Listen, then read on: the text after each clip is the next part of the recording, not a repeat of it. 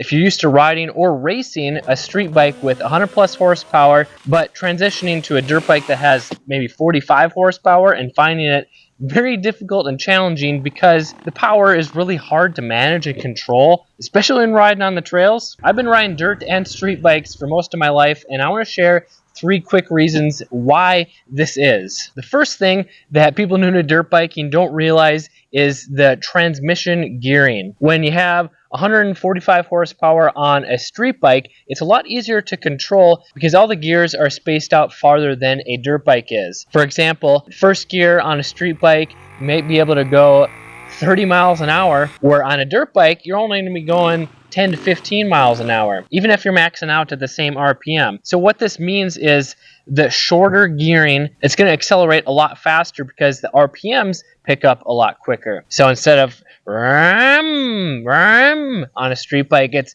ram, ram, ram. With that short gearing, it just revs up so quickly. Reason number 2 why 45 horsepower seems like a lot is because of the snappy power characteristic of a dirt bike. Now, most street bikes, they have very broad and smooth power, which makes it easy to ride on the street. But dirt bikes, and especially a motocross bike like this KX450F, it's meant for one thing, and that's racing. And you want it to accelerate as quickly as possible. So the engine is going to feel very snappy because it revs up quickly and it revs back down quickly. There's typically less flywheel weight than a street bike, so it's rum, rum, rum, instead of rum, rum, rum. So this makes the bike feel jerky. Rum, rum, rum.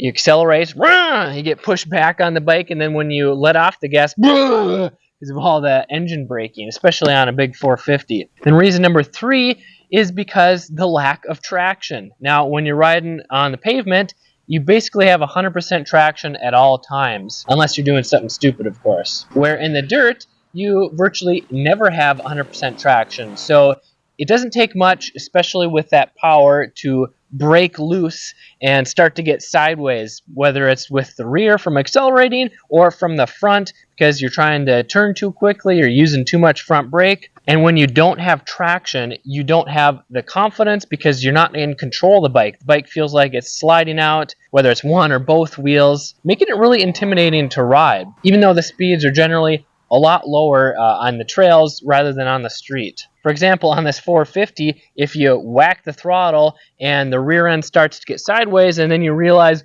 oh no, I gave it too much gas, so you let off and then it hooks back up, and when it comes back to center, you overcompensated and then you rotate the other way and then wham, you high side and you hit the ground faster than you can realize what happened. That's why I do not recommend 45 horsepower or more for a beginner. You should be starting out with the least amount of power possible if you're new to dirt biking, even if you're used to racing a 150 plus horsepower sport bike. If this sounds familiar to you and you're intimidated by the throttle, don't worry, that's common. It just means that you have jerky throttle syndrome, which is often caused by buying too much bike. And if that's the case and you want to have better throttle control, then you should watch this previous video that I made. I'm Kelly Figure, and I want you to ride safe so that you can stay safe and have more fun trail riding.